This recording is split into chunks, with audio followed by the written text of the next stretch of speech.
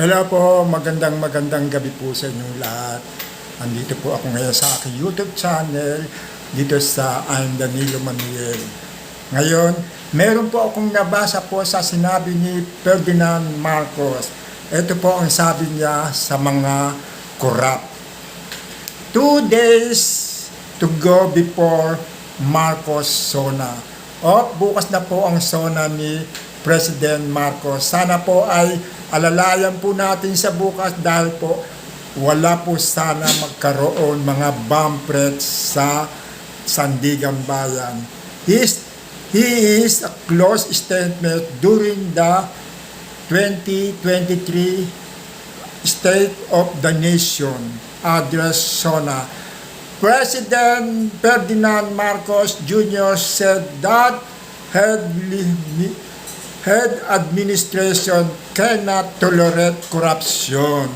Ayun po ang sabi ni Ferdinand Marcos ay hindi raw dapat matolerate sa mga korupsyon.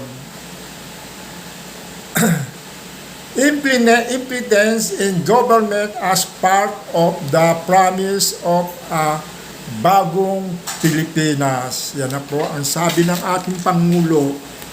We cannot tolerate corruption. Is competence in the government is up to use to provide good leadership and guidance.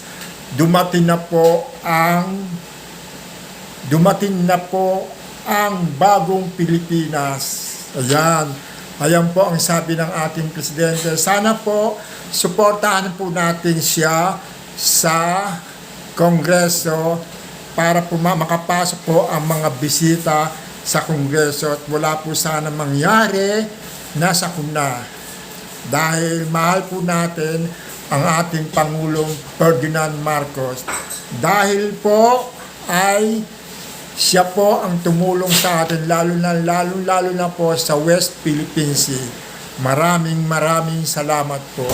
Hanggang dito na lang po ang aking pahayag po sa inyo. Maraming salamat po. Bye-bye.